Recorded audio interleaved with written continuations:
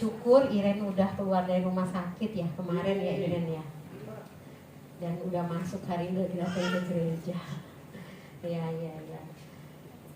Saya percaya ya Tuhan bekerja ya dalam segala hal.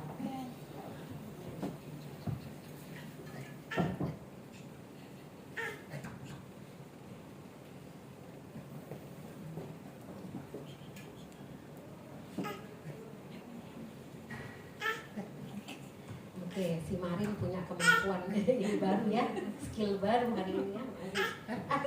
Aku ingat Michael Jackson kalau nyanyi. Gitu, ada lagunya. Marin.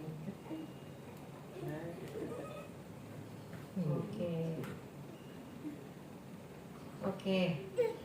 Nah, kalau saudara masih ingat ya dalam bulan ini temanya adalah apa, saudara? Shepherding in Truth. Udah ada di sini ya, saudara ya. Jadi saudara bisa nyontek. Shepherding in Truth. Bahasa Indonesianya menggembalakan dalam kebenaran. Jadi ini khotbahnya untuk Pastor Doni aja ya. Karena Pastor Doni gembala, Yesua gembala Komsel gitu ya. Jadi Bapak Ibu sore ini sudah bisa pulang. Enggak saudara ya. Nah ini buat kita semua, firman Tuhan buat kita semua hari ini. Jadi shepherding in truth atau menggembalakan dalam kebenaran. Ya, coba lihat seperti next. Ada gembala. Ya. Kita lihat di sini gembala ya.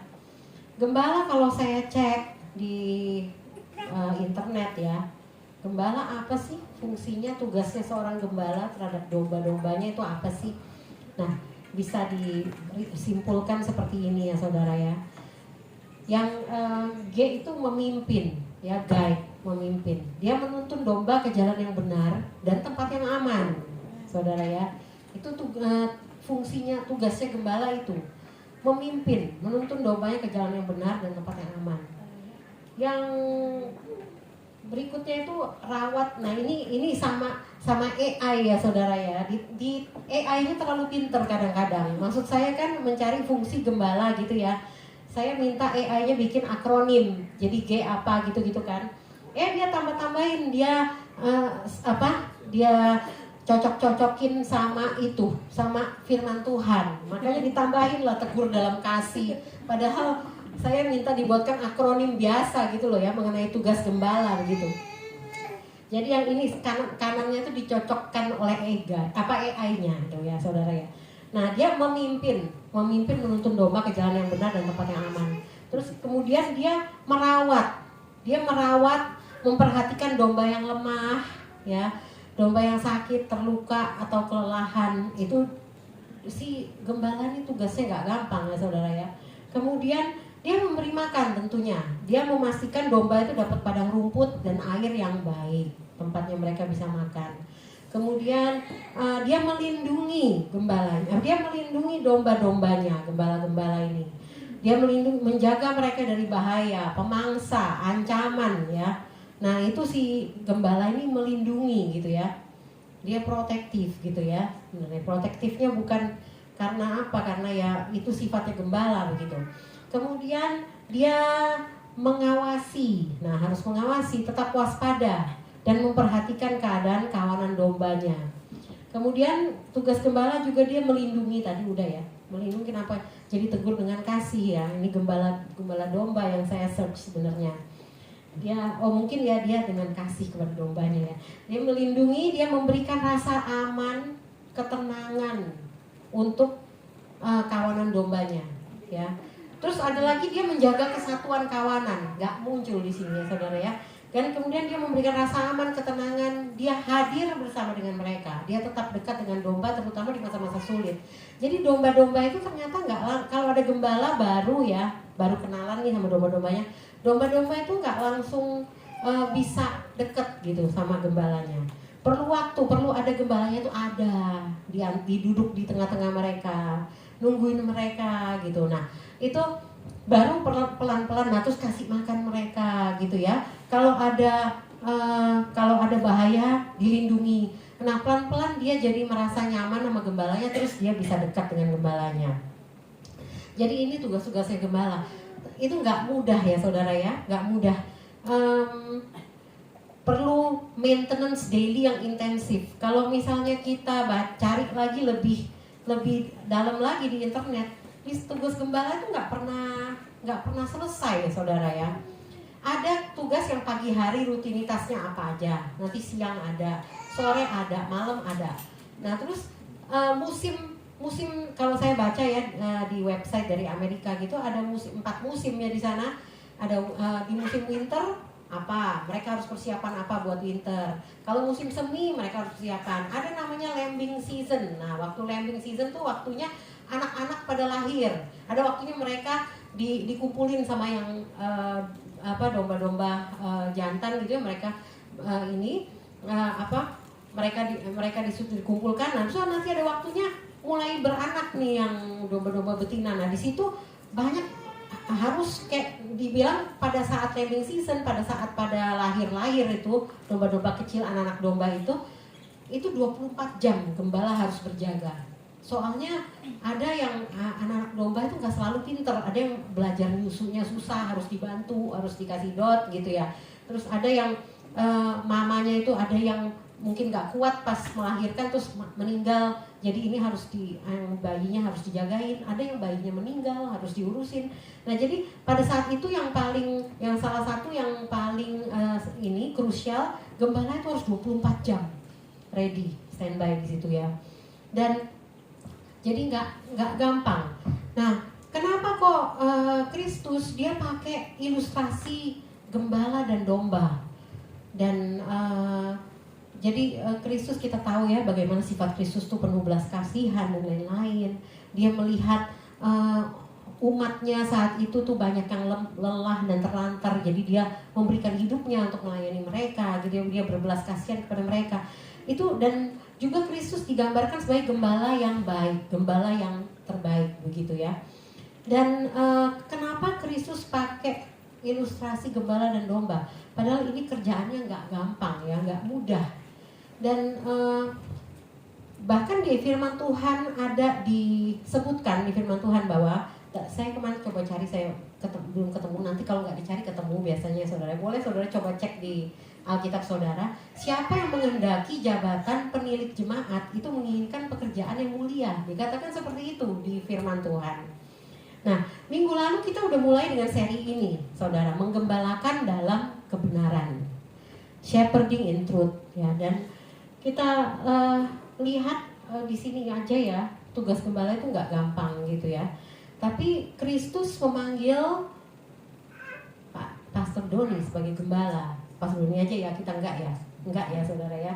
Nah ternyata Kristus memanggil kita semua ya, kita udah belajar minggu lalu ya.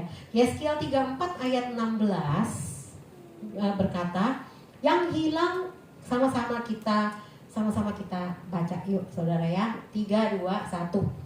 Yang hilang akan kucari, yang tersesat akan kubawa pulang, yang luka akan kubalut, yang sakit akan kukuatkan, serta yang gemuk dan yang kuat akan kulindungi.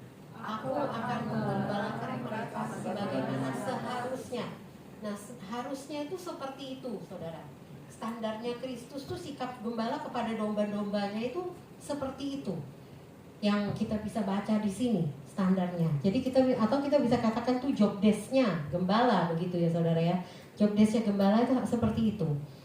Nah, kalau panggilan menjadi gembala itu tidak hanya untuk pemimpin gereja, tapi untuk setiap orang percaya. Nah ini, setuju nggak saudara? Atau, aduh enggak gimana, susah lah gitu, aku aja masih banyak persoalan, ngapain aku menggembalakan orang, mana bisa gitu kan. Nah kita lihat dari mana gitu ya, jika Tuhan menempatkan kita di tengah domba-domba yang dipercayakannya agar kita menjadi saluran kasih, kebenaran, dan pemulihan. Domba kita mungkin banyak saudara ya, domba satu orang mungkin cuman Tuhan percayakan 2 orang mungkin dombanya dia, atau ada yang dipercayakan 5 atau 10 dombanya dia. Nah seperti yang saya share ya minggu lalu, saya kerja di sekolahan ya saudara ya, dimana di sekolahan itu setiap tahun tuh bisa 2-3 kali guru-guru di training. diingatkan kembali, training akademik dan training lain. Tapi yang paling penting yang selalu diingatkan, guru-guru diingatkan bahwa murid-murid yang ada dipercayakan mereka didik itu adalah domba-domba mereka, yang dimana mereka harus membawa mereka untuk bertumbuh, untuk semakin semakin melekat lagi kepada Kristus. Nah, jadi kalau gitu ya, saya percaya bahwa siapapun yang Tuhan percayakan ada sekitar kita, itu adalah domba-domba kita, saudara. Dan Yeremia 3 ayat 15, di situ firman Tuhan berkata, Aku akan mengangkat bagimu gembala-gembala yang sesuai dengan hatiku, kata Tuhan seperti itu. Mereka akan menggembalakan kamu dengan pengetahuan dan pengertian. Dan kalau di sini kita lihat hati gembala yang sesuai hati Tuhan itu adalah hati yang sesuai dengan hati Tuhan, itu adalah selaras dengan hati Allah yang pertama gitu ya. Next, ada nggak?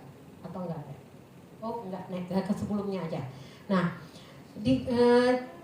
Tuhan berkata, aku akan mengangkat bagimu gembala-gembala yang sesuai dengan hatiku. Jadi gembala itu hatinya harus selaras dengan hati Tuhan. Kemudian yang berikutnya adalah mereka akan menggembalakan kamu dengan pengetahuan dan pengertian. Jadi saya percaya bahwa kita saat ini, kita yang sudah dipanggil Tuhan, kita tuh juga sebenarnya diangkat sebagai gembala-gembala. Dan dikatakan gembala yang sesuai dengan hati Tuhan tuh hatinya selaras dengan hati Tuhan ya, sesuai dengan hati Tuhan, dipenuhi akan pengetahuan. Pengetahuan berbicara mengenai firman, mengenai kebenaran. Amin, saudara. Dan dipenuhi dengan pengertian. Pengertian itu berbicara mengenai hikmat. Hikmat untuk bisa melayani dengan kasih dan kebenaran. Jadi hikmat kita mengasihi ya domba-domba atau orang-orang yang Tuhan percayakan pada kita mengasihi, tapi kita perlu juga berhikmat gitu ya, memiliki hikmat untuk melayani dengan kasih dan kebenaran. Tentunya dasar utama dari semua penggembalaan adalah kasih kepada Kristus. Kita ingat, mari kita ingat lagi ya, apa yang pernah Yesus katakan kepada Petrus, saudara. Saat itu Petrus yang terpuruk, sedih ya, hancur hatinya karena dia menyadari bahwa dia sudah menyangkal Yesus 3 kali setelah Yesus disalib ya. Kemudian Yesus datang, dan padahal Petrus kan bolak-balik bilang, Tuhan, aku mengasihimu, aku tidak mungkin meninggalkanmu. Tapi Yesus bilang, sebelum ayam berkokok, kau sudah menyangkal aku 3 kali. Dan itu yang terjadi, sehingga Petrus pun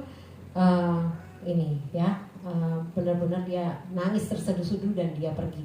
Jadi dia down banget gitu ya. Ternyata benar ya, aku tidak mengasihi Yesus seperti yang aku bilang, yang aku koar-koarkan. Ternyata gitu. Dan kemudian setelah Yesus bangkit, Yesus datanglah kepada Petrus dan murid-muridnya. Salah satu yang dia tanya kepada Petrus adalah, Petrus, apakah engkau mengasihi aku? Yesus nanya gitu. Petrus bilang, iya Tuhan, aku mengasihimu. Kemudian Yesus katakan, gembalakanlah domba-dombaku. Yesus bilang gitu. Kemudian Yesus tanya lagi, di saat yang sama pas lagi ngumpul, Petrus, apakah kamu mengasihi aku? Ya Tuhan, aku mengasihi engkau. Gitu kan. Yesus bilang, gembalakanlah domba-dombaku. Yesus jawab gitu. Kemudian 3 kali Yesus tanya lagi, Petrus, apakah engkau mengasihi aku? Petrus sedih langsung. Ya Tuhan, engkau tahu hatiku, aku mengasihi engkau gitu ya. Dan Yesus bilang, gembalakanlah domba-dombaku. Artinya kalau Petrus bilang dia mengasihi Yesus, Yesus bilang, tunjukin itu dengan gembalakan domba-dombaku. Yesus berkata seperti itu, saudara. Jadi menggembalakan di dalam kebenaran. Jadi itulah, jadi di situ kita bisa dikuatkan ya saudara dan diingatkan bahwa Yesus juga memanggil kita sebagai gembala-gembala. Amin, saudara. Nah, tapi sebelum itu kita juga menyadari, kemarin kita di Komsel kita bahas, sebelum kita jadi gembala, kita juga adalah domba, ya kan? Saudara mungkin ya domba di jemaat di tempat ini, dombanya Pastor Doni gitu ya. Tapi saudara di luar sana, saudara adalah gembala dari keluarga saudara, dari anak-anak saudara gitu. Atau mungkin saudara punya persekutuan kecil mungkin ya, atau siapapun itu gitu.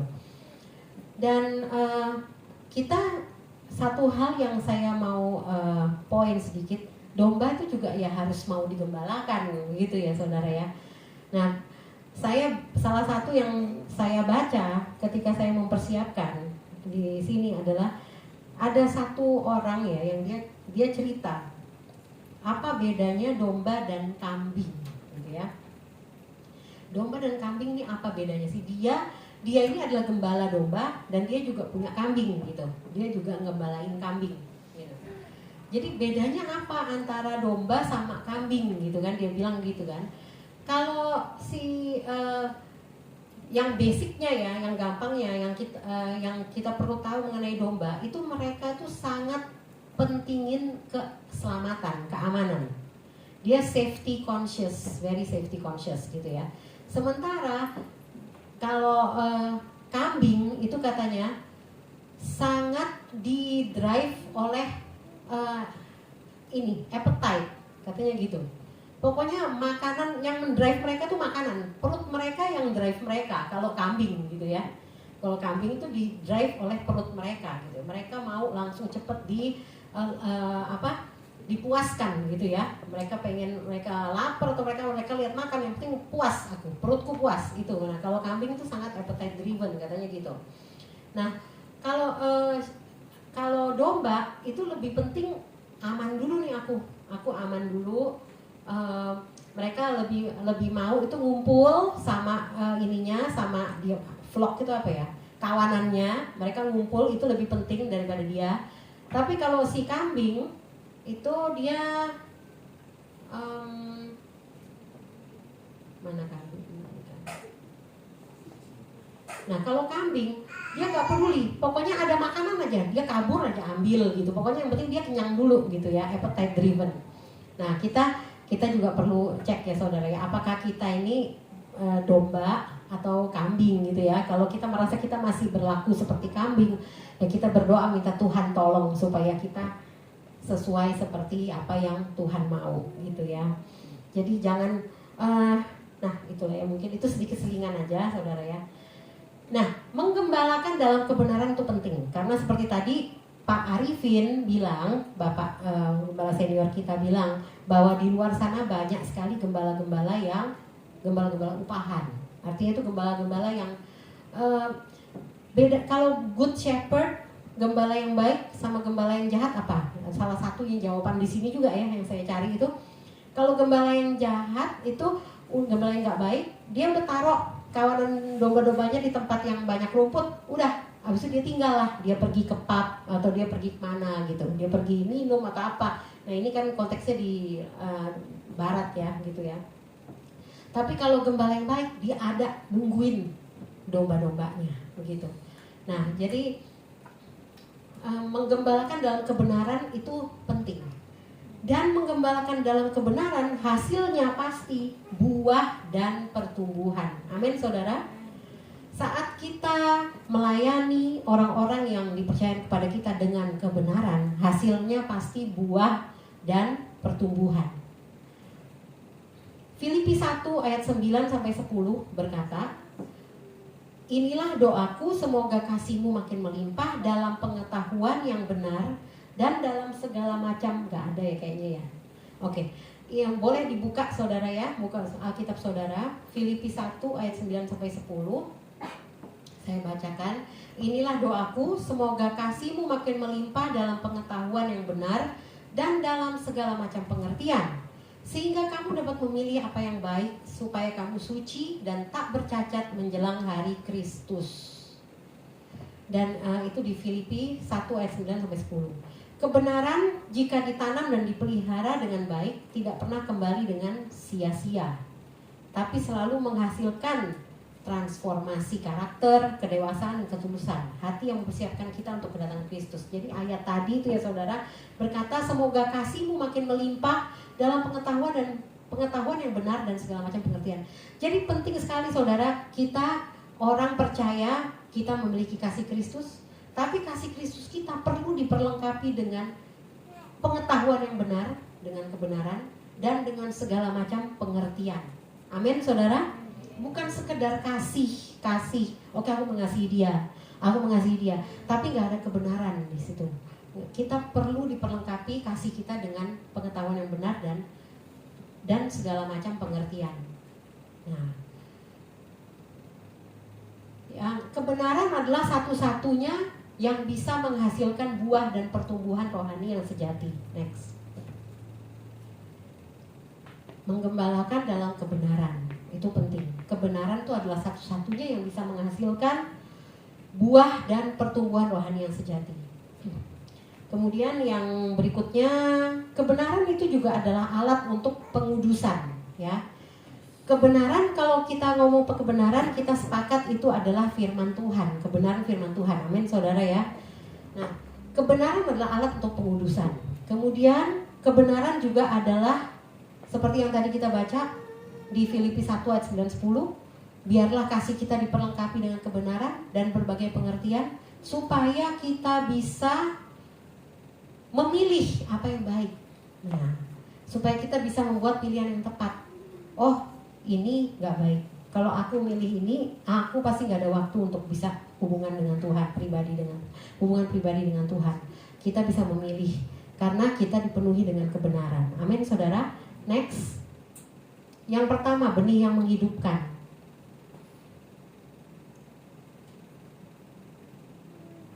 Nah, benih yang menghidupkan.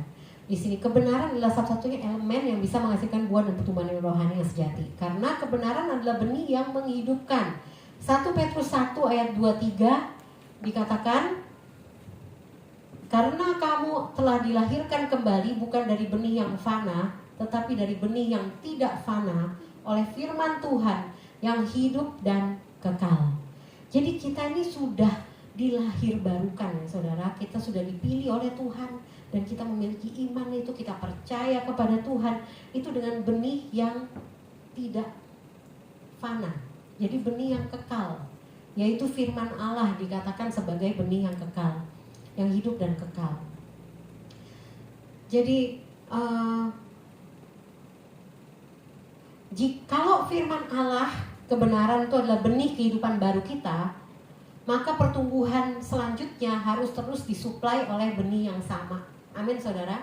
Pertumbuhan kita seterusnya terus disuplai oleh firman Allah juga.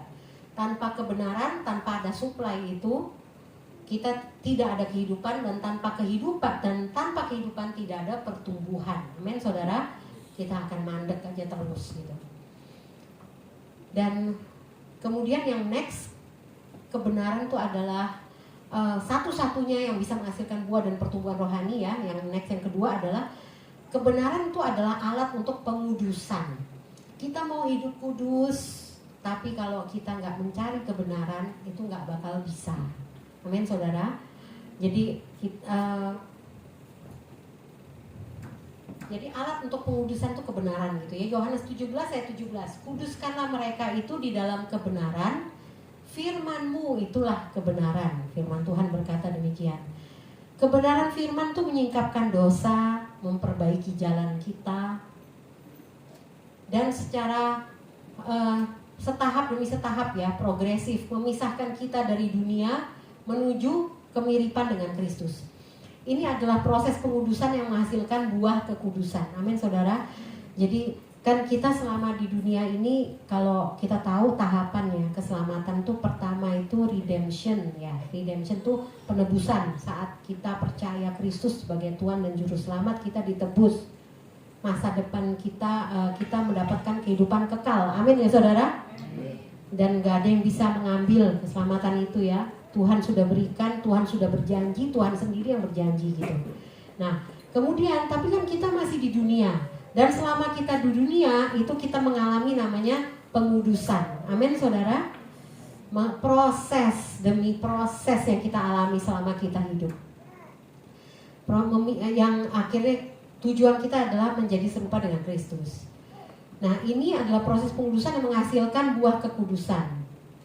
ya proses yang Tuhan kita alami, yang Tuhan izinkan kita alami, ya seperti yang kita sudah dengar dalam tema Februari ya, pemurnian, tujuan dari segala pemurnian ya, cobaan dan lain-lain, itu semua tujuannya adalah pemurnian iman kita. Nah, kalau kebenaran adalah alat pengudusan, kalau kita mau kudus, maka semakin rajin isi hidup kita dengan firman kebenaran. Amin, saudara. Kalau kita mau semakin bertumbuh dalam kekudusan, semakin rajin isi hidup kita dengan firman kebenaran. Kemudian kebenaran adalah satu-satunya yang bisa menghasilkan buah dan pertobatan rohani sejati. Itu buktinya itu apa? Kebenaran memastikan pilihan yang tepat. Seperti yang tadi ya di Filipi 1 ayat 9 sampai 10. Sehingga kamu dapat memilih apa yang baik supaya kamu suci, tak bercacat menjelang hari Kristus. Nah, inilah supaya kasihmu makin melimpah dalam pengetahuan yang benar dan dalam segala macam pengertian, sehingga kamu dapat memilih apa yang baik. Ya, supaya kamu suci dan tidak bercacat menjelang hari Kristus. Jadi pertumbuhan yang sehat tuh ditandai dengan kemampuan untuk membedakan apa yang benar dan memilih jalan yang terbaik. Amin, saudara. Kita mungkin setiap hari dapat ya, kita harus bikin pilihan. Mungkin setiap hari. Pilihan kita kadang tentunya kita ngikutin kondisi kita. Kalau kondisi kita lagi bokek misalnya ya, kondisi lagi bokek, nggak ada duit gitu ya. Nah kemudian kita tiba-tiba ada kesempatan nih, ada uang nih, kita bisa ambil gitu dengan cara yang nggak benar atau gimana ya. Nah saat itu sebenarnya diuji, saudara ya, apakah hidup kita diisi dengan kebenaran sehingga kita bisa mengambil pilihan yang tepat. Amin, saudara. Mengambil pilihan yang benar gitu ya, meskipun mungkin rugi aku gitu ya, meskipun rugi gitu, tapi firman Tuhan, tapi Tuhan mengajarkan kita untuk hidup benar, mengambil pilihan yang tepat. Amin, saudara. Kebenaran melatih pengetahuan yang benar dan segala macam pengertian kita di Filipi 1 ayat 9-10 tadi. Membuat kasih kita semakin lengkap. Bahasanya ini cerdas. Jadi kita mengasihi tapi dengan cerdas gitu ya. Ini memungkinkan kita menghindari dosa dan menjadi kudus. Kita tahu, paham apa yang baik dan memilih apa yang baik. Dan yang berikutnya dimensi buah, 3 dimensi buah dan pertumbuhan yang menghasilkan kebenaran. Ya. Buah dan pertumbuhan yang menghasilkan kebenaran. Nah, buah yang 3 dimensi buah dan pertumbuhan yang dihasilkan kebenaran. Makanya saya pikir kok ada yang salah nih kata-kata saya. Yang dihasilkan kebenaran tadi kan buah dan pertumbuhan ya, saudara ya. Kebenaran menghasilkan buah pertumbuhan. Nah, buah yang seperti apa, saudara ya? Yang pertama tadi itu kasih yang cerdas, dengan kasih yang cerdas. Bertumbuh dalam pengetahuan yang benar, bukan sekedar emosional. Yang kedua, karakter yang berintegritas dan murni. Dan yang ketiga, kehidupan yang memuliakan Allah. Buah roh yang melimpah dan tindakan yang nyata. Nah, next, boleh? Oh, gak usah deh, sebelumnya aja. Oke. Nah, pertumbuhan kasih yang cerdas dan lengkap ini maksudnya bukan kasih yang buta atau sentimental gitu ya, saudara, tapi kasih yang bertumbuh dalam pengetahuan yang benar. Buah yang kita hasilkan ya, tentunya menghasilkan buah itu adalah keinginan Tuhan bagi setiap kita. Amin, saudara. Dan saya yakin kalau kita sejalan dengan hati Tuhan, pasti kita hidup juga ingin menghasilkan buah. Kalau kita hidup nggak mau menghasilkan buah, saudara, kita mesti bertobat, ya, minta hati kita diubah seperti hati Tuhan.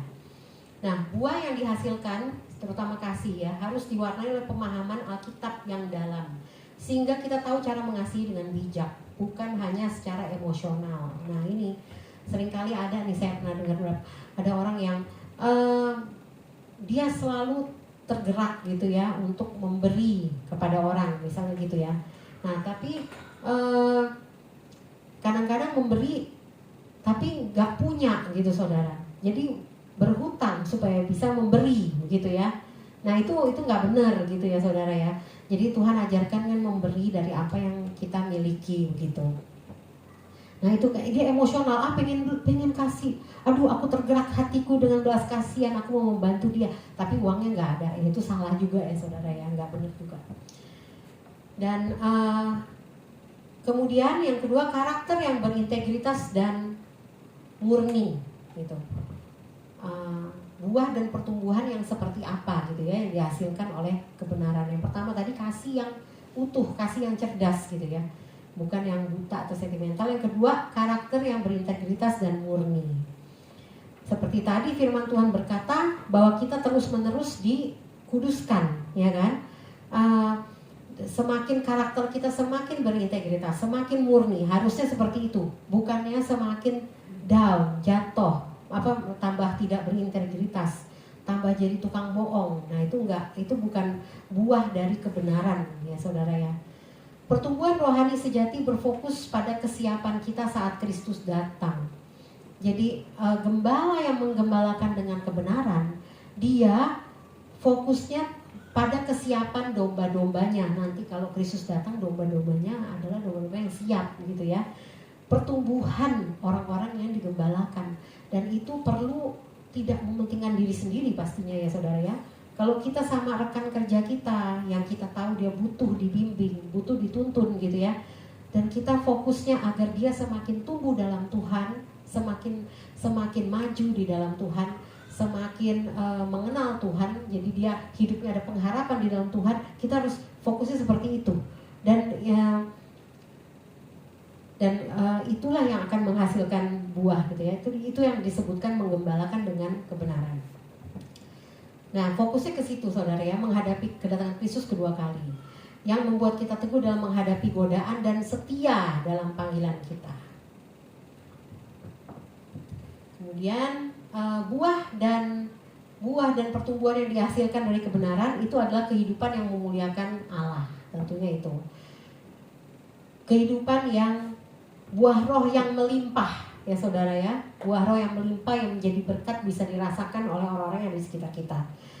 Yang itu artinya apa? Buah roh yang dinyatakan dalam tindakan nyata. Buah roh itu apa aja saudara? Kasih, nah itu. Oh Yesus hafal karena guru anak-anak ya. Kasih, sukacita, damai sejahtera, kesabaran, kemurahan, kebaikan, kesetiaan, kelemah lembutan, penguasaan diri. Nah, itu adalah buah roh yang Kristus bilang itu ada, keluar dari semua orang yang percaya. Mungkin bertahap ya saudara ya, namanya juga kita masih dalam proses selama kita hidup. Tapi ke-9 buah roh itu harusnya semakin nyata, semakin keluar dalam hidup kita hari demi hari, dan menjadi berkat bagi orang-orang yang ada di sekitar kita, sehingga mereka boleh curious, ada apa sih sama kamu gitu ya yang beda, dan mereka datang kepadamu mungkin pada saat aku kalau datang ke dia pasti dapat jawaban yang membuat hidupku akan lebih baik gitu. Nah pada saat orang bertanya, kitanya siap, kita bisa jadi gembala buat dia. Amin saudara. Kemudian bagaimana memastikan pertumbuhan yang berbuah? Bagaimana memastikan pertumbuhan yang berbuah? Yang pertama, pertumbuhan yang berbuah itu ya, kita domba-domba itu ya, kita perlu menjadi pendengar yang tekun dan pelaku yang konsisten. Firman Tuhan kalau tidak ada tindakan itu mati. Amin ya saudara. Firman tanpa action itu nggak ada gunanya. Jadi pertumbuhan itu hanya terjadi ketika firman itu diterima dan dilakukan. Yakobus 1 ayat 22 berkata, tetapi hendaklah kamu menjadi pelaku firman. Next ada kayaknya, coba ada nggak? Next. Nah itu.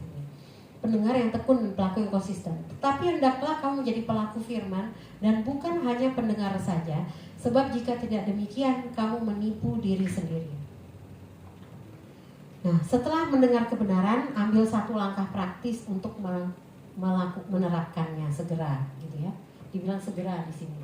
Jangan biarkan kebenaran menjadi informasi doang, tapi biarkan dia mengalir keluar menjadi tindakan kasih dan ketaatan sehingga menjadi kesaksian. Amin, saudara. Pendengar yang tekun dan pelaku yang konsisten. Kemudian menghilangkan gulma yang menghambat pertumbuhan. Ini kan judulnya bagaimana memastikan pertumbuhan yang berbuah ya saudara. Yang pertama tadi pendengar yang tekun, pelaku yang konsisten. Menghilangkan gulma, next, yang menghambat pertumbuhan. Ternyata kita mungkin orang-orang yang suka bercocok tanam tahu ya, kalau ada ranting atau ada semak duri gitu ya, pasti nanti nggak bisa bertumbuh ya. Benih itu nggak bisa bertumbuh, terus benihnya mati gitu. Firman Tuhan juga berkata demikian saudara ya. Saudara kalau masih ingat perumpamaan mengenai benih, penabur benih, ada benih yang ditabur di tanah yang penuh semak duri gitu ya. Kemudian dijelaskan sama Yesus artinya apa. Matius 13 ayat 22 berkata, yang ditaburkan di tengah semak duri ialah, artinya ya, tadi kan ada kan orang yang menabur di semak duri. Nah artinya apa? Artinya ialah orang yang mendengar firman itu, lalu kekhawatiran dunia ini dan tipu daya kekayaan menghimpit firman itu sehingga tidak berubah. Nah jadi berbuah. Nah, jadi bagaimana memastikan pertumbuhan yang berbuah? Yang kedua, menghilangkan hal-hal yang menghambat pertumbuhan itu. Nah, jadi kita perlu proaktif ya saudara ya, menghilangkan ya, singkirkan semua batasan, semua hal-hal dalam hidup kita yang mencuri waktu kita dan fokus kita dari pertumbuhan rohani. Misalnya apa tadi, kekhawatiran, ya kan tadi disebutkan kekhawatiran yang tidak perlu, ya. Kekhawatiran yang tidak perlu. Kalau khawatir sebentar boleh, habis itu serahkanlah segala kekhawatiranmu kepada Tuhan. Sebab Ia yang memelihara kamu. Ingat firman Tuhan itu, gitu ya saudara. Firman Tuhan berkata seperti itu. Jadi nggak khawatir lagi deh ya. Begitu ingat firman Tuhan dan janji Tuhan. Jadi kita harus singkirkan atau batasi hal-hal yang mencuri waktu dan fokus kita dari pertumbuhan rohani. Kekhawatiran, materialisme, kan disebut lagi tipu daya kekayaan ya, materialisme, hiburan yang berlebihan dan lain-lain gitu ya, yang mengganggu kita gitu ya, untuk bisa fokus, ada waktu untuk menggali firman Tuhan saat teduh dengan Tuhan. Kemudian yang berikutnya, bagaimana memastikan pertumbuhan yang berbuah, itu berdoa minta hikmat Tuhan, ayat yang nomor 3 ya, berdoa minta hikmat Tuhan. Kembali lagi ke Filipi 1 ayat 9. Inilah doaku, semoga kasih-Mu makin melimpah dalam pengetahuan yang benar. Dan kalau diterusin, dan berbagai pengertian ya. Artinya hikmat. Ini ayatnya nggak lengkap. Kalau kita baca lagi tadi, kiranya inilah doaku, semoga kasih-Mu makin melimpah dalam pengetahuan dan berbagai pengertian. Doa yang seperti ini pasti dijawab Tuhan. Amin saudara. Kalau kita berdoa supaya kita diberi hikmat ya sama Tuhan untuk bisa mengenal Tuhan dengan benar, Tuhan pasti jawab. Jadi ini penting, kita perlu berdoa minta hikmat dari Tuhan agar kita mengerti bagaimana menerapkan kebenaran itu dalam situasi hidup yang kompleks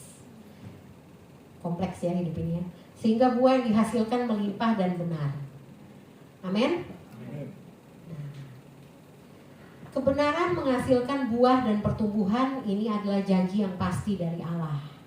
Jadi kalau saudara bingung, aku sama aja ikut Tuhan dari dulu 5 tahun sampai sekarang, gak ada hasilnya, gak ada pertumbuhan, aku gini-gini aja, malah aku makin terhimpit dan terini oleh persoalan hidup dan lain-lain. Nah, kita mesti cek saudara, apakah kita sudah hidup dalam kebenaran gitu ya, hidup dalam firman Allah. Kita perlu cek itu, karena firman Allah, kebenaran pasti menghasilkan buah dan pertumbuhan. Penggembalaan dalam kebenaran tujuannya itu mendewasakan kita sehingga fokusnya selalu mempersiapkan kita untuk kedatangan Kristus yang kedua. Nah, saya harap hari ini firman Tuhan bisa menguatkan kita. Saya harap firman Tuhan hari ini bisa menguatkan kita ya, mengingatkan kita akan panggilan kita. Jadi kalau Tuhan Yesus bilang ke Petrus, Petrus apakah engkau mengasihi aku? Petrus bilang aku mengasihimu. Yesus timbalin, gembalakanlah domba-dombaku. Mari kita responi itu saudara pada hari ini. Saya berikan kesempatan untuk Pastor Doni untuk menambahkan.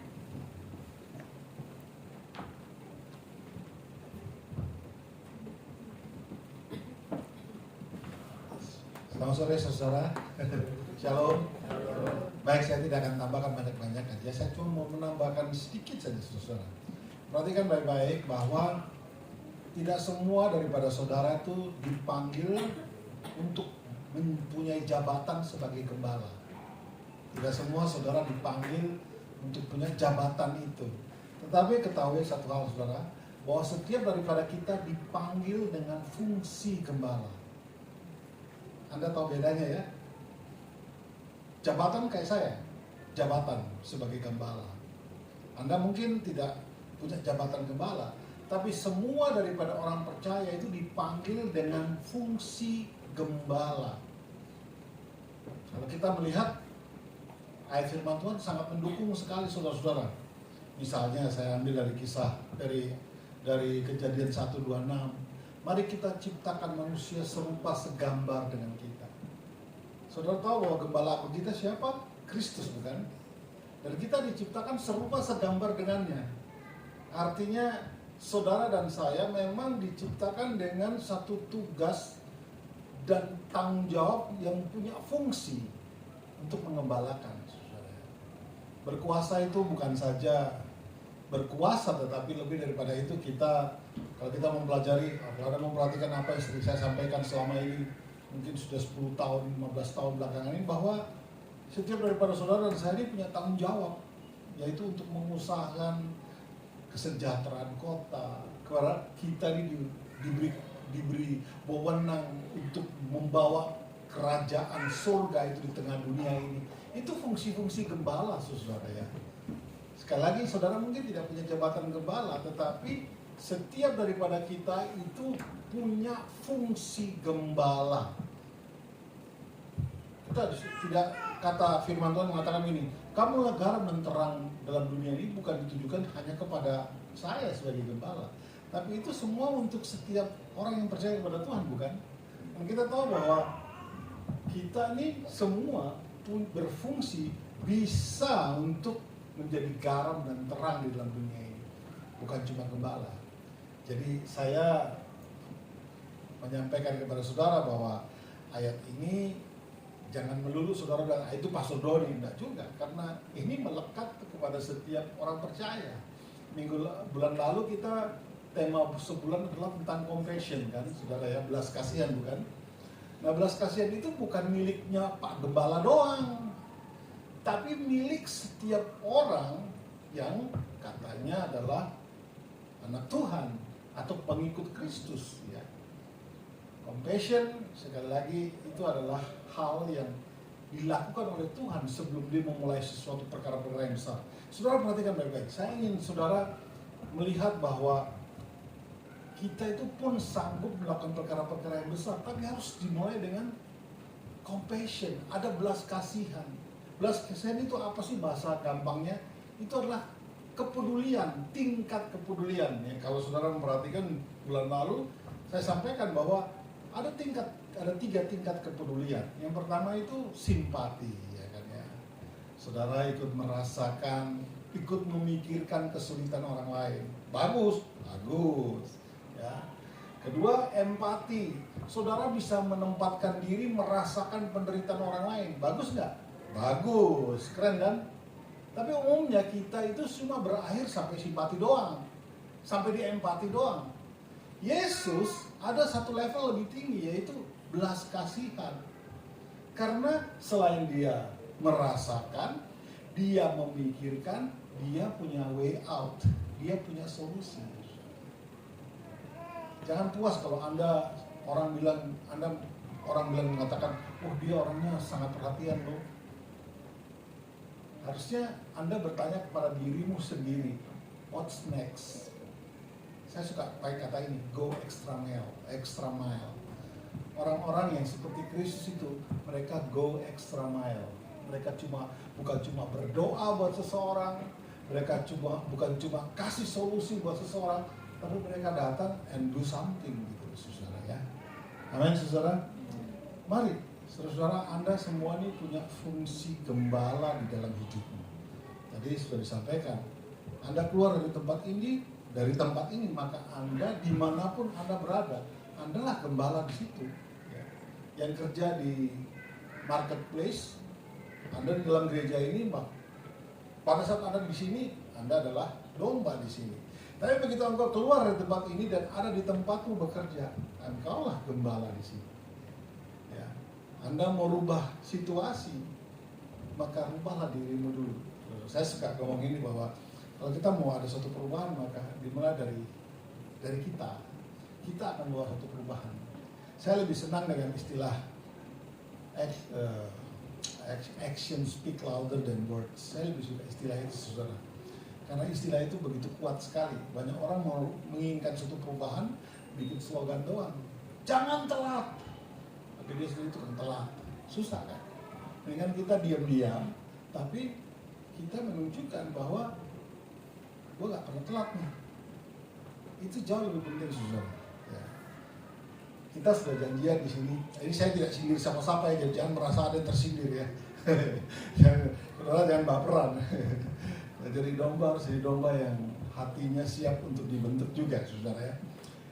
Kita kan selalu punya kesepakatan ya anak musik. Datang jam 3, saya sengaja bikin jam 3. Pada real time-nya sebenarnya 3.30 kita mulai latihan kan. Saya sengaja buat jam 3. Sebenarnya itu bukan buat saudara, itu buat saya. Mendisiplinkan diri. Nah saya selama ini kan nggak pernah on time jam 3, kadang mau sedikit. Tetapi setelah saya punya motor, saya datang tuh jam 3 dan selalu jam 3. Bukan untuk menunjukkan, wah kok bisa, tidak. Saya mau kasih tahu bahwa aku akan melakukan itu dulu. Ya. Nah, saudara, sama fungsi gembala itu ada di dalam saudara. Anda ingin terjadi sesuatu yang luar biasa terjadi di tempat engkau berada, start dari diri kita sendiri. Amin, saudara ya. Bilang kiri kanan, kamu punya fungsi gembala loh. Bilang. Tolong tunjuk Bang Martin ini juga calon gembala ini. Ini bukan cuma fungsinya doang, dia bisa jadi punya jabatan gembala. Ini sudah tunjuk sebelahnya. Itu juga bukan cuma fungsinya nanti. Welcome Iren ya, sudah sehat ya. Jaga kesehatannya Iren. Aku paling males kunjungin orang di rumah sakit sebenarnya. Karena malas aja datang ke rumah sakit. Terus saya setiap Senin, Kamis datang ke rumah sakit 5 jam, cuci darah, ketemu orang yang sakit semua. Jadi malas datang ke rumah sakit. Jadi saya tidak ingin saudara masuk rumah sakit. Ya, kalau punya tubuh dijaga baik-baik. Satu hari tidur berapa jam? Kebanyakan itu. 7 jam. Yang tadi bilang 8 siapa tadi? Oh, 7 jam. Oke ya. Terus satu hari makan berapa kali? 3 cukup sampai Pak. Saudara jaga makan, jaga minum ya itu harus dijaga ya. Jam tidurnya dijaga, saudara. Fungsinya gembala, tapi Anda tidak jaga kesehatan susah loh, saudara. Kita ingat, kita kepingin orang di bawah kita tuh fine, badannya sehat. Ya, Anda sebagai gembala harus tunjukkan bahwa saya juga bisa hidup sehat. Saya suka. Ada yang protes ya handphonenya. Bilang saya masih di surga. Kalau ada yang telepon Anda pada saat Anda dalam gereja, berarti dia lagi dalam neraka. Bilang saya masih di surga, belum turun ke neraka. Bercanda saudara. Oke, saya tidak akan berpanjang. Kok ibu yang tadi khotbah mana? Wah, berarti dia kasih saya hukuman ini. Oke, saya udah pemain musik maju, song leadernya. Ya. Mas, satu album lagi mas, bisa nggak? Ini sang leader mantap ini. Ya, bukan cuma berat badannya mantap, tapi suaranya juga oke. Silakan.